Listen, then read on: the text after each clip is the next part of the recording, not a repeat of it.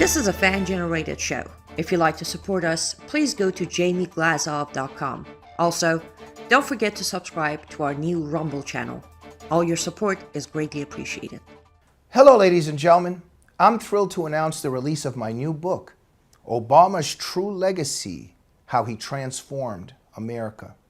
There's a reason why Mike Huckabee calls it a ferocious and chilling read. Order it now at Amazon.com or at FrontPageMag.com. Thank you, and may God bless you. Welcome, everyone. This is Michael Finch, the president of the David Horowitz Freedom Center. It's great to be back. Quite an honor to be guest hosting for Jamie Glazov again. So welcome, everyone. Tonight we have a very special episode and a wonderful guest, a regular on the Glazov Gang. But before we do that, I've got a couple of quick announcements. Please don't forget, this is a fan-generated program. Support us at jamieglazov.com and subscribe to our newsletter. Also support Annie Cyrus at liveuptofreedom.com. And folks, $25. If everyone listening to this program donated $25, I actually don't know how much that would be because I don't know how many people are watching this program, but I think it would be a lot. Annie and Jamie both need your help, so please consider making a donation to support both of them. Secondly, if any of you are feeling maybe if you put on a few extra pounds, you want to look a little bit better, you want to be healthy, who doesn't want to be healthier, then you must find the best one-on-one fitness trainer in the Los Angeles area and get into the best shape of your life. We all need that. Please call James Richardson right now at 541-331-0252. You can pause, hit the pause button on the show, call James, and then come back to the show. It's really important. And you can also, if you don't live in Los Angeles, that's okay. You can get special online training with James, from anywhere in the world. Again, James Richardson at 541-331-0252. Please call today and get yourself healthy. We all need that.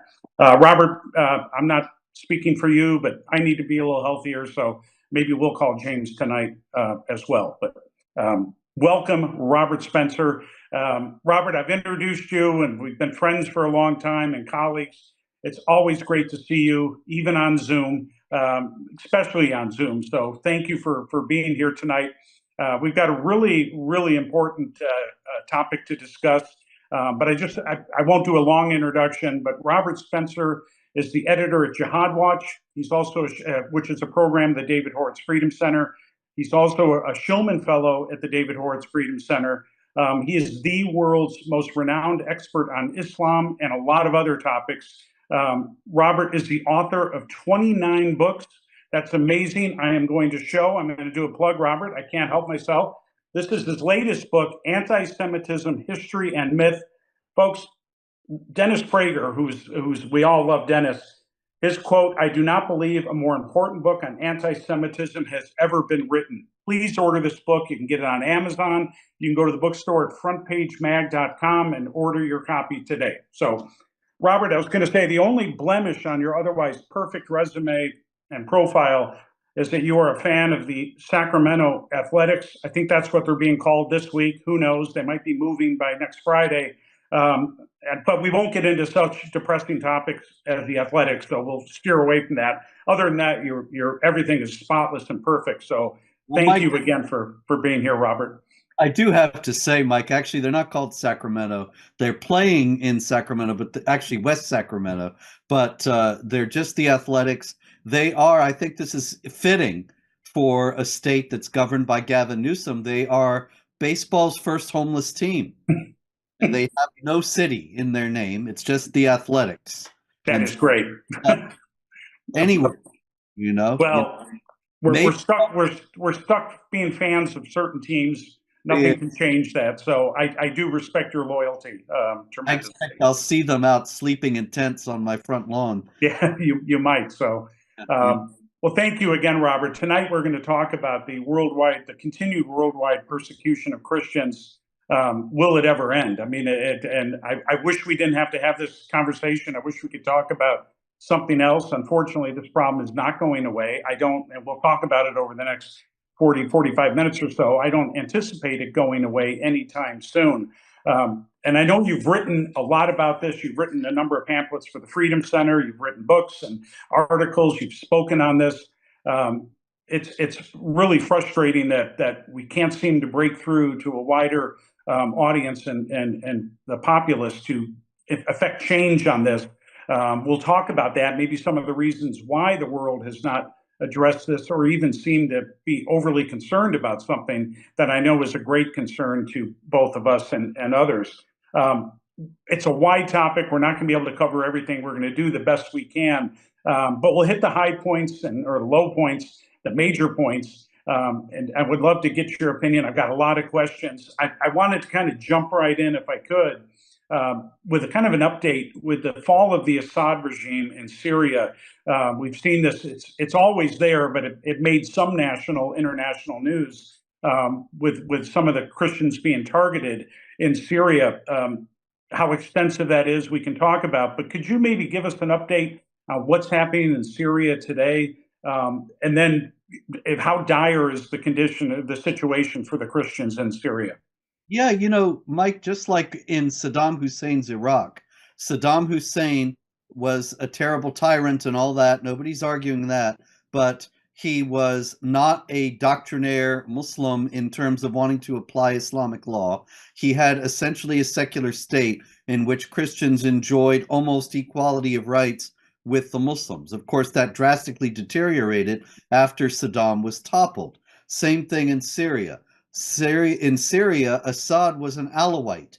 The Alawites are an offshoot of Shiite Islam. They're about 12% of the 12% of the population of Syria. And because Assad, I think, was not a doctrinaire Muslim, also was not even an Orthodox Muslim, according to the Sunnis actually the Shia. They recognize the Alawites as a legitimate form of Islam, but Alawite Islam is a very different thing from ordinary Islam. And in any case, he was a secular ruler as well. The Christians enjoyed virtual equality of rights with the Muslims in Syria. Since he was toppled, which is only now since the beginning of the year, the situation for Christians has rapidly deteriorated. Even, of course, even worse, the Alawites themselves are even worse off because they are identified with the Assad regime, and many of them worked for the Assad regime. So the jihadis who've taken over have targeted the Alawites and killed thousands of them, but also they have targeted Christians, made it very clear that they are imposing Islamic law, that means that the Christians will have a second-class status. 3 of the Christian leaders of Syria, the Greek Orthodox Patriarch of Antioch, the Melkite Greek Catholic Patriarch of Antioch, and one other Patriarch of Antioch, maybe the Maronite, I forget. But in any case, the 3 of them issued a joint statement expressing grave concern about the plight of the Christians in Syria, calling on the new government to respect the rights of the Christians in Syria. And well, it doesn't look likely that the government's going to heed that, because there are numerous signs that Ash-Shara, the new president of Syria, Ahmad Ash-Shara, who was a jihad leader of Hayat Tahrir al-Sham, an al-Qaeda group for many years, he claims that he's changed and he's not going to impose Islamic law, but they've already declared that no non-Muslim can be president, which is a Sharia provision, that they're going to make Sharia the basis of the law of the land. So it does seem as if Christians are in for a hard time in Syria.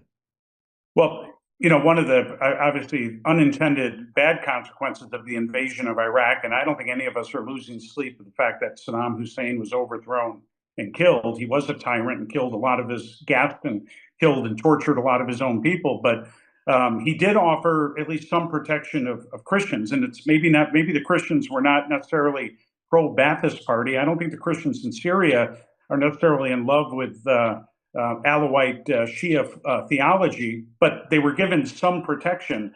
So really, it's an impossible situation because now they're going to be associated with the Alawite regime, the Assad regime. So they're going to be natural targets. We definitely saw that in Iraq.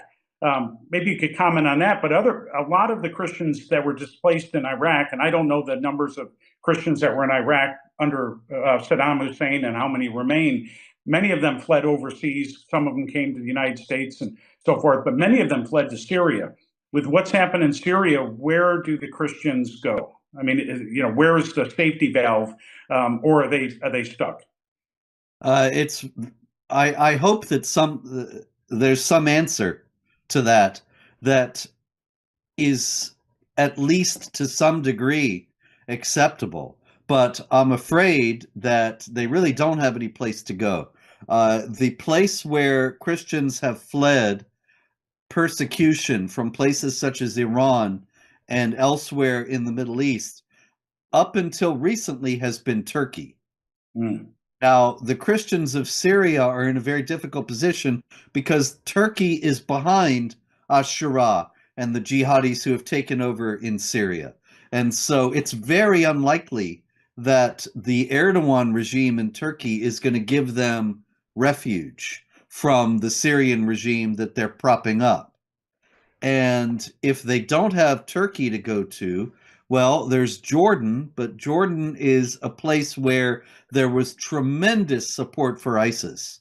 This is not widely reported, but King Abdullah of Jordan, he's still in power and he looks secure, but he was very concerned at the time that ISIS was flourishing in Iraq and Syria that they were going to move into Jordan. And if they had, they would have found a tremendous groundswell of support among the people who were Jordanian citizens. So that's unlikely to be a very hospitable place for the Christians. And then where else is there? They don't want to go to Israel, and the Israelis don't really want to take them because they can't know in a situation of war whether these people are trustworthy or not, or whether they're going to go in and turn out to be people who are going to be bombing things and blowing things up. Not, of course, out of jihad sentiment, but because they may have a dhimmi mentality that makes them identify with the jihadis, as we see among the Christians in Gaza. And so it's an extremely difficult situation. Well, Germany, France, and England, and so many countries in Western Europe were so eager to take hundreds of thousands, millions of Muslim migrants without any kind of background check or anything else. Maybe they'll be as open and allow the Christian refugees a place, a home, but we won't hold our breath on that.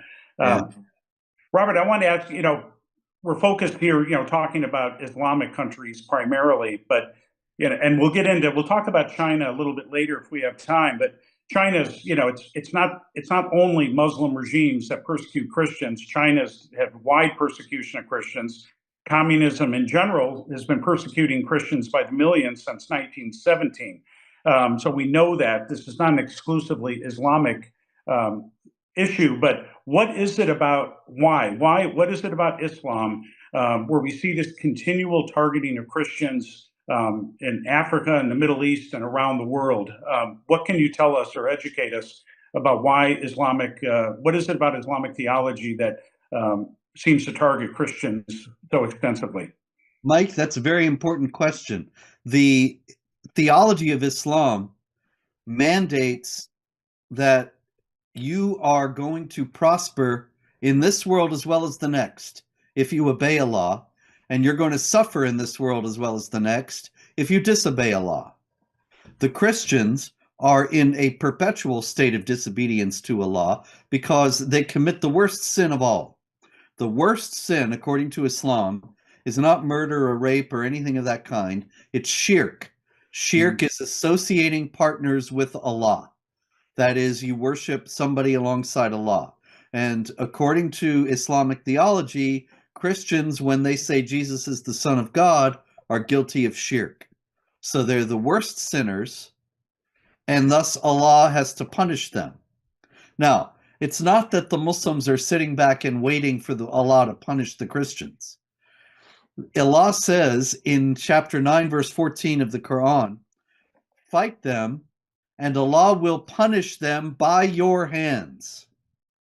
And so it's very important to understand that in Christianity, we read, vengeance is mine, says the Lord, I will repay. And we're not to take revenge.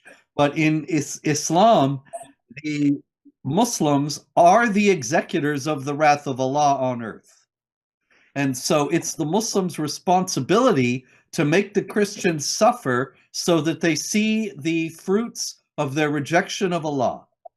So it's a holy, sacred act for them to persecute Christians, because in doing so, they are executing the will of Allah and carrying out, expressing his anger toward the Christians for their shirk, their associating partners with Allah, for their deifying Jesus, for their saying that he was crucified, and all these other things that Islam rejects. Mhm. They have to be punished in this world as well as the next, and the Muslims have to punish them in this world.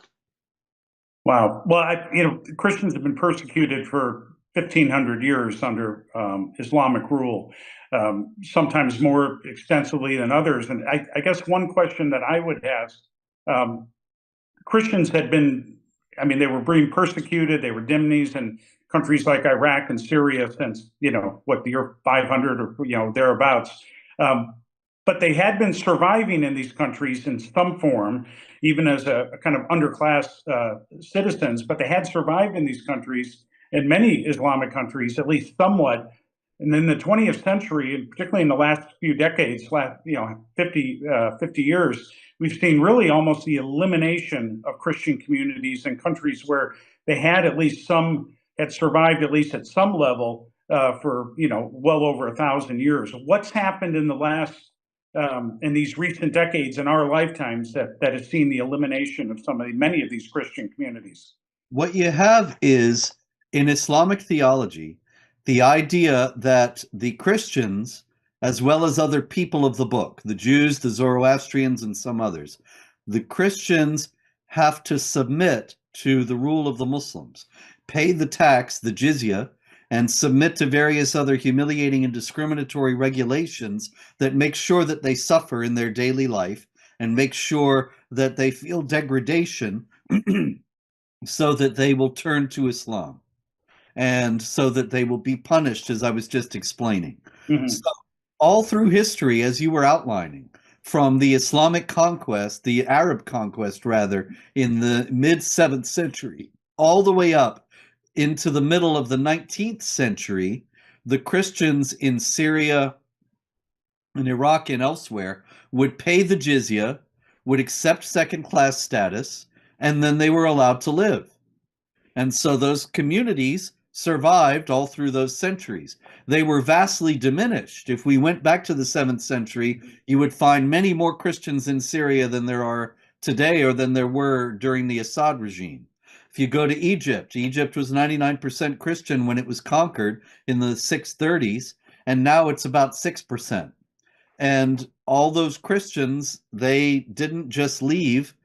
They are the Muslims who converted from Christianity because life was so hard as a Christian. That's the whole idea of dhimitude, to make life so hard for the Christians that they will become Muslims. And so, anyway, in the 1850s, the dhimma was abolished under pressure from the Western powers.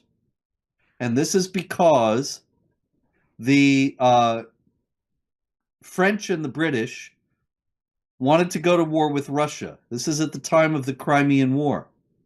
And they wanted to ally with the Ottoman Empire.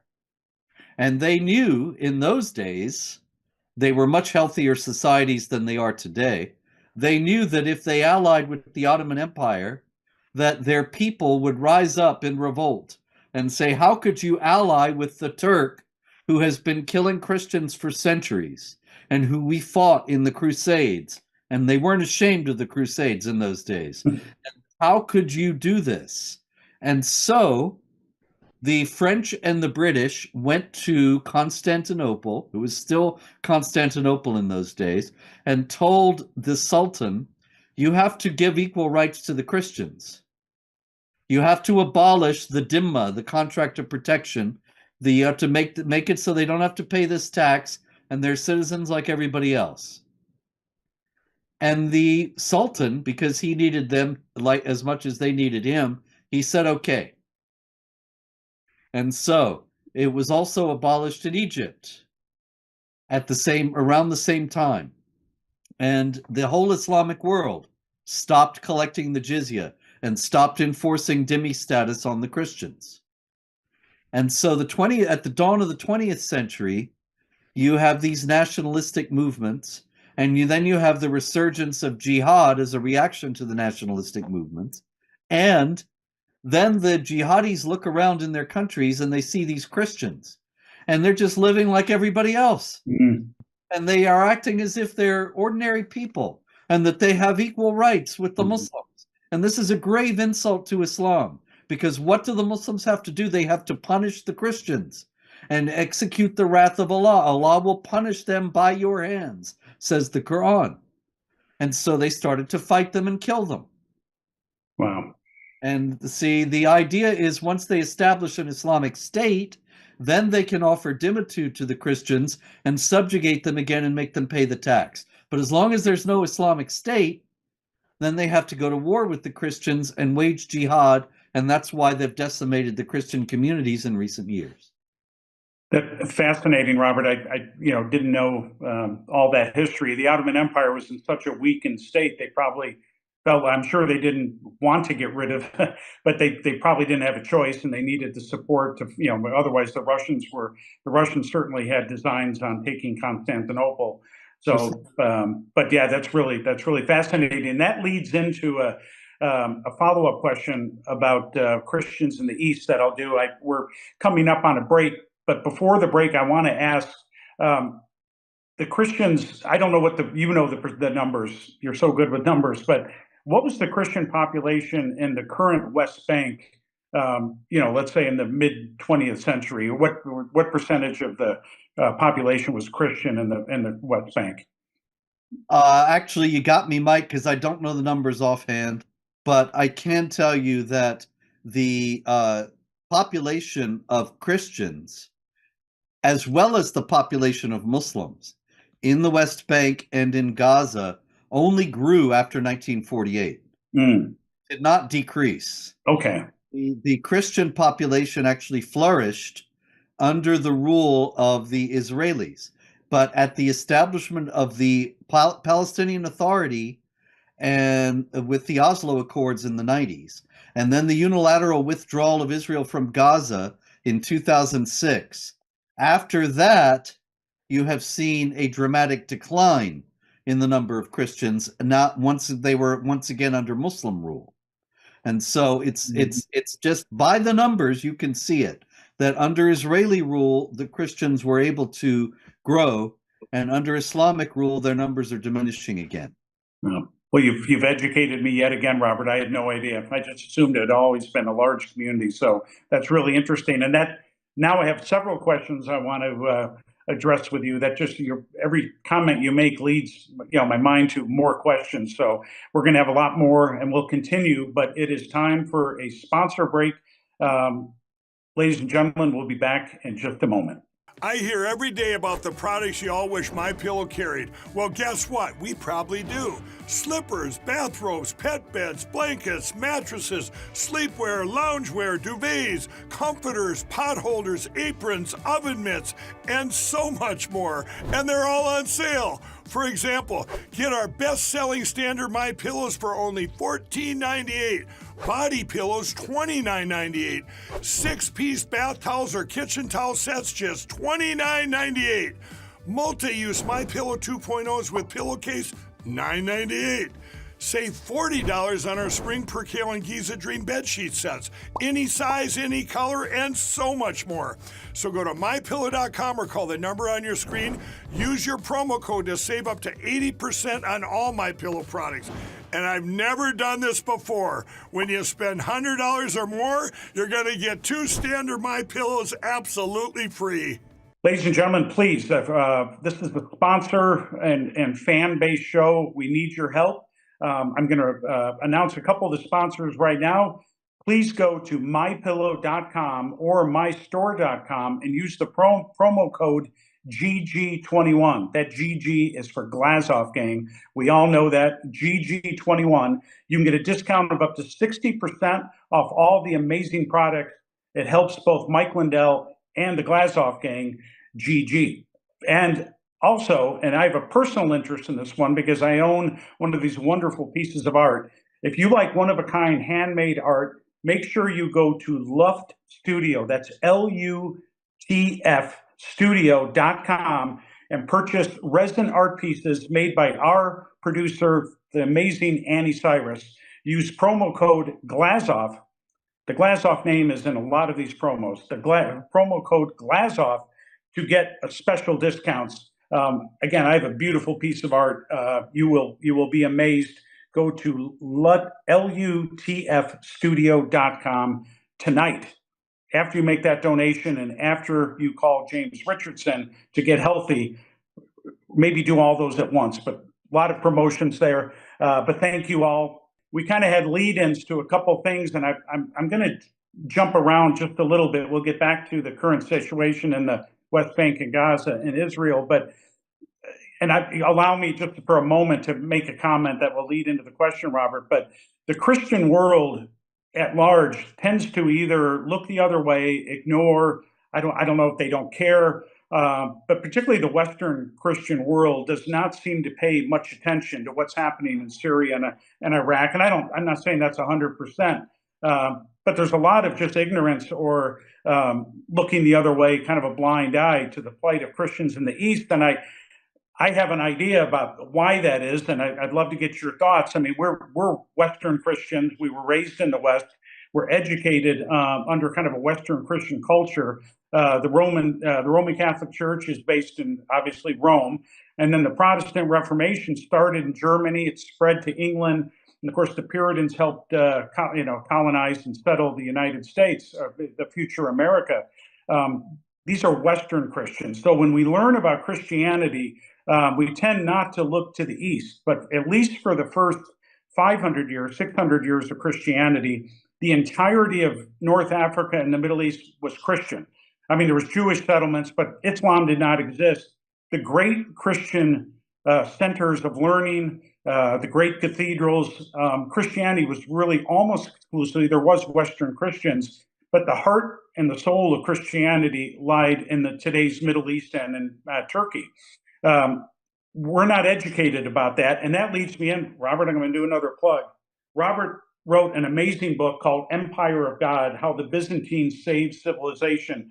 It's a great education about the Byzantine Empire, but also about the Christian communities in the East. And again, that was the heart of Christianity. But Robert, we're not from that. Well, most of us are not from that heritage. We didn't learn of that heritage. Do you think that's one of the reasons that we look at the Byzantine Empire, the Christians in the East, as some kind of exotic, kind of other Christians, different kind of Christians, and it just doesn't rise to the level you think it would? The decimation of Christian communities, the persecution, the torture. Is that one of the reasons why there just is this kind of blind eye from the Christian world? Yeah, I think definitely so, Mike, that most people in America aren't even aware there are Christians in the Middle East. And when they hear about Orthodox Christians in the Middle East, for example, most Christians in America don't even know they're Orthodox Christians. I can tell you, I'm an Orthodox Christian myself. Growing up, I would say to people, Orthodox, and they would say, "Oh, you're Jewish." And no, it's Christian Orthodox, and that was something they had never heard of. And usually you hear when people talk about Christianity in the West, it's very common for people to say, and I'm talking about all kinds of Christians, Catholic and Protestant. And I think, well, there's a third group that you're not mentioning here, and that is a large segment of the Christians in the Middle East. And so it's in the first place, it's just a lack of knowledge. People aren't even aware that these people exist.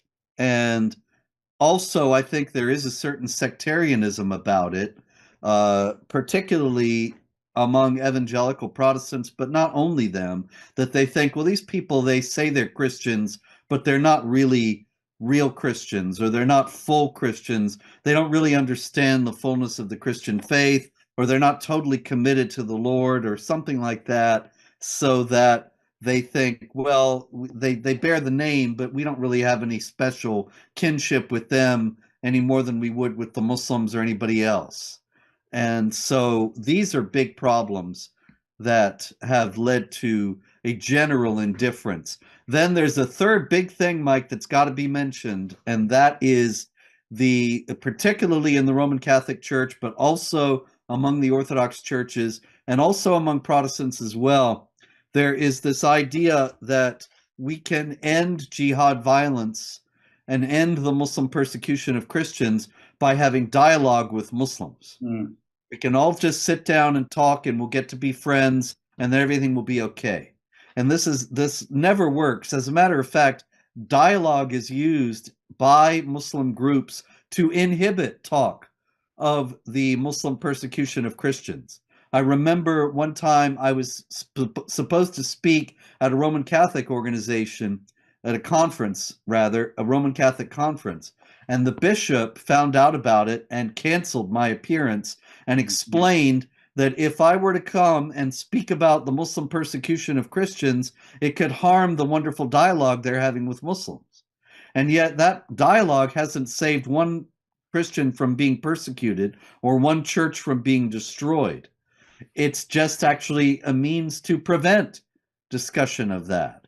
And so that's one big reason why Christians in the West don't talk about the Muslim persecution of Christians, because they don't want to offend the Muslims that they go and have Ramadan iftar dinners with and such. I'm not the expert historian, although I suppose one could argue that the Eastern Christians were the first Christians. So the idea that they're somehow not real Christians, that was the center of Christianity. So I don't want to say they started it, but they kind of did. I mean, they are the original Christians.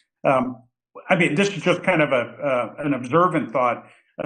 America's had not an overwhelming migration of Eastern Christians, Orthodox Christians, but living here in California, there are communities of Greek Orthodox, there's Armenians, there are Christians, some of those Christians that had to fled, Assyrians, a lot of the Christians that had to flee Iran, Iraq, and Syria, Lebanon, have come to the United States. And so maybe they will help and educate us, because you're right, 150 years ago, we probably had very few Eastern Christians, but the numbers have increased. So, and they're very passionate, they're very vocal, they care very much about the history. Maybe that'll help educate other Christians in America that there is this persecution, and that Eastern Christianity, a number of Russians and Ukrainians have immigrated to the United States. So maybe that'll make a difference. I don't know, Robert, but one can only hope.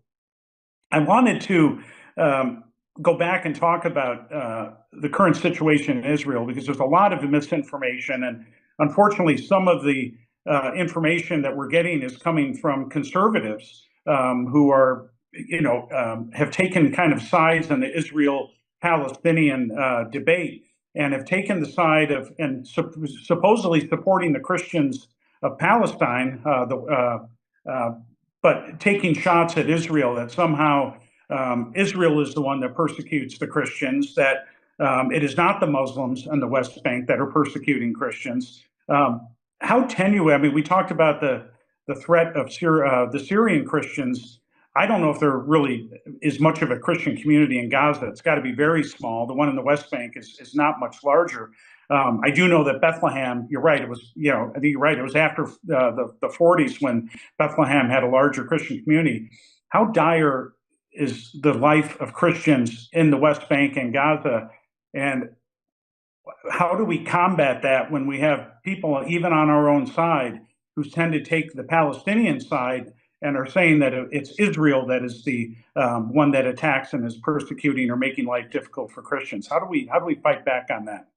Well, Mike, it's extremely difficult and confusing for people in the West, because if they encounter Christians from Gaza or the West Bank, the Christians from Gaza and the West Bank will almost invariably talk about how evil Israel is and praise the Muslims in Gaza and the West Bank. Now, most people just take that at face value. Americans are really extraordinary in never considering somebody may have a reason for saying something that's not means that means that what he's saying is not entirely honest, and he's not necessarily lying in order to deceive. There might be other reasons why he's lying. For example, the Christians in Gaza, if they say the Muslims make life very difficult for us, the Muslims will make life worse for them. Yeah. It's an old habit of dimitude that goes back to the years in which the Christians paid the jizya and had second-class status in society. It was an explicit rule. If you complain, if you criticize the Muslims, if you complain about your status, then you're liable to be killed. Your contract of protection, so-called, the dhimma, is revoked. And so you can be killed lawfully. And so the Christians over the centuries who were relegated to dhimmi status, they learned that to get along, they had to say everything. If an outsider ever ventured in, they had to say everything is great. We love the Muslims. They love us. We get along wonderfully. And we got nothing to complain about, because otherwise it would be very tough for them. Then you have the advent of Arab nationalism and secularism that I mentioned before. And that made matters even worse, because the Christians, actually Christian Arabs, they saw an opportunity, rightly or wrongly, but they saw an opportunity.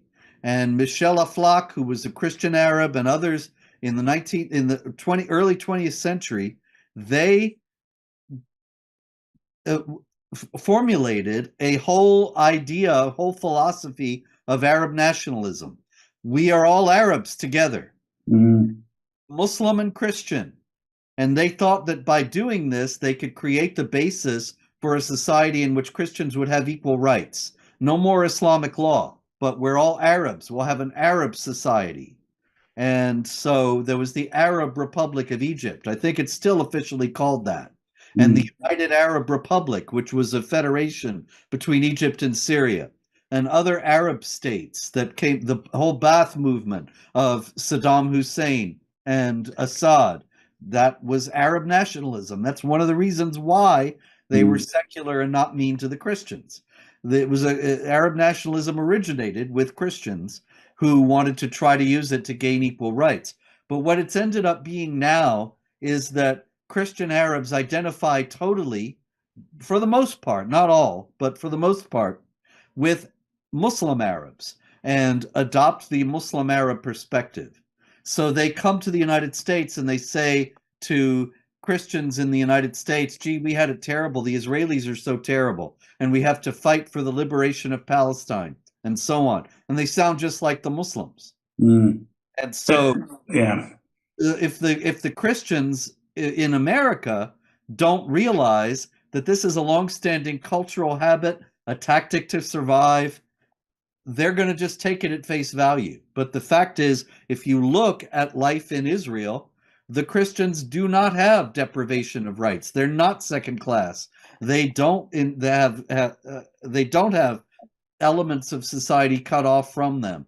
But the Christians in Muslim lands do.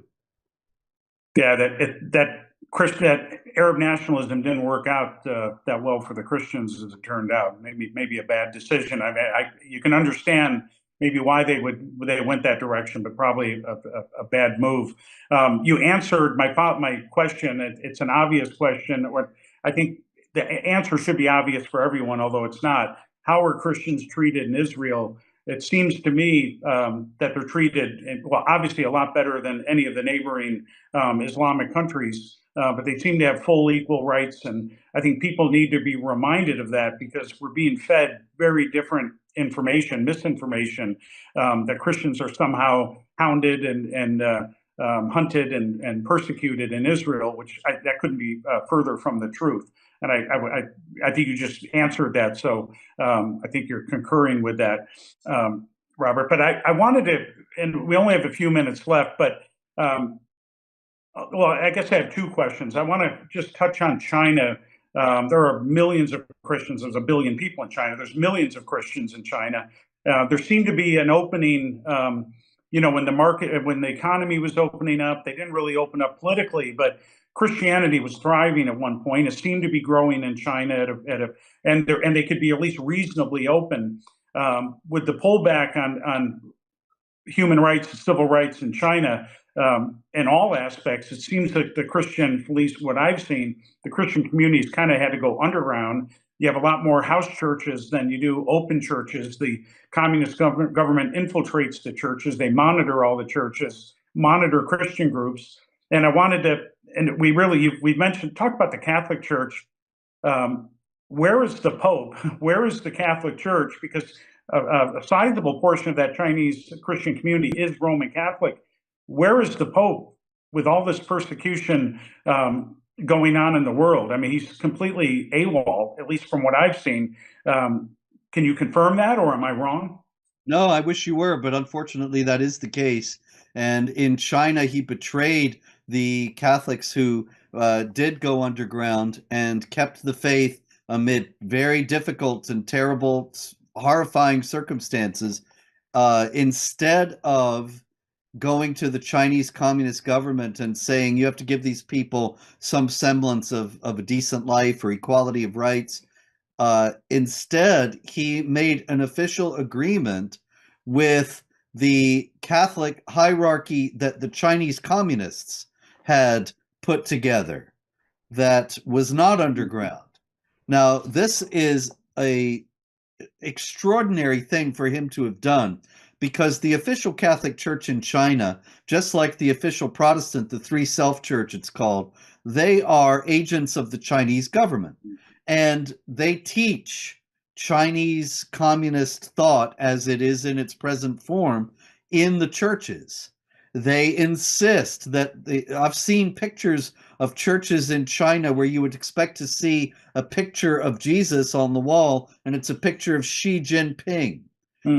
And they demand that, at these Christian conferences, that the Christians, instead of talking about Christ, affirm the glories of communism, or they talk about the gospel, but only as if it were some sort of a training manual for communism, or a set of parables that lead you to become a Chinese communist. And so for the Pope to make an agreement with that outfit and to betray the underground church, well, that was an extraordinary betrayal, an enormous betrayal of faithful Christians. And it's left them without any protector at all. Wow. Well, I want to kind of sum things up and ask you kind of a final question. That's very grim news about China. The news isn't much better. We didn't even get to talk about Africa, Robert, which I know there's incredible amounts of, and that really never hits the news. The Middle East a little bit. Maybe in just a few seconds you could talk about the current situation, how dire it is in Africa, and then if there is any hope, is there some good news? It doesn't seem like there's a lot of good news. That doesn't mean that miracles happen, things can change. Maybe there's an underground Christian community. You read about in Turkey and Iran that there's a growing Christian community that is underground and doesn't get a lot of attention for obvious reasons. Maybe there's some hope. How are things looking in Africa, and are there any signs of hope for Christians in this part of the world? Well, Mike, things are looking pretty grim in Africa, I got to say. There are efforts by the Islamic State and other jihadis in Nigeria and that area of West Africa, as well as by Al-Shabaab, which is an Al-Qaeda group in East Africa, in Somalia, and then also another Islamic State outfit in Southeast Africa, in Mozambique. They are all working to establish Islamic states. They are terrorizing the Christians and others, killing them in large numbers on a routine basis, particularly in Nigeria. And the national governments in each case are either complicit with the jihadis, sympathetic to them, or else powerless to stop them for whatever reason. And so the situation looks very dire. It's very likely that we will see the establishment of caliphates in Africa in the near future, as there was in Iraq and Syria a few years back, the ISIS caliphate that Trump destroyed in 2017. This kind of thing is not over.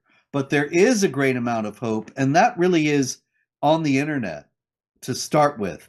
that the Islamic world is vulnerable in a way that it's never been to rational discussion about Islam and to all the various things that show that Islam is false, that it's not only false, but it's a bad and dangerous ideology for both individuals and societies.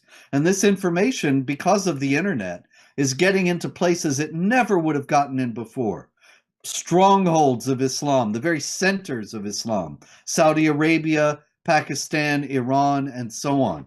And in Iran, it's wild because after 40 years of the rule of Islamic law, people in Iran are thoroughly sick of Islam, not just of the regime, but of Islam. So Iran is officially 99% Muslim. But there was a survey just last year where only 40%, it's extraordinary, Mike, but only 40% of Iranians said they were Muslim. And that's a huge difference. And see, of course, there's the death penalty for apostasy, which keeps many of these people from declaring themselves. But eventually, this whole thing could reach critical mass. I don't think that's very far off. And it happened that there's a massive wholesale rejection of Islam. And the Muslims will find themselves in the position of not being able to kill everybody. And the whole societies will be transformed. I think that's a very real possibility in the Islamic world in the near future. Wow. Well, that is much. I didn't know what kind of news you were going to give us. That is much more hope and better news than I could have ever anticipated. Robert, I think we learned more in these last 45 minutes than most students learned in 4 years of on a college campus. That was an extraordinary education. And thank you so much, Robert, for everything you do. Thank you for being on with me tonight. This has been a real honor. Fascinating episode. I want to encourage everyone again, order Robert's books at frontpagemag.com or on Amazon. Please support Jamie Glazov and the Glazov Gang. Support Annie Cyrus. Call James Richardson. And go to My Pillow. So all of those things, that's your mission for tonight. But thank you all for being here. Thank you again, Robert. It's been a real honor. I hope maybe in a year or two we'll do this again and you'll have maybe some of this really good news will actually come to fruition. But it's an honor. Thank you so much, Robert. The honor's all mine, Mike. Thank you. Okay. Good night, everybody.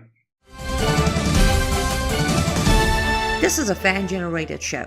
If you'd like to support us, please go to jamieglazov.com. Also, don't forget to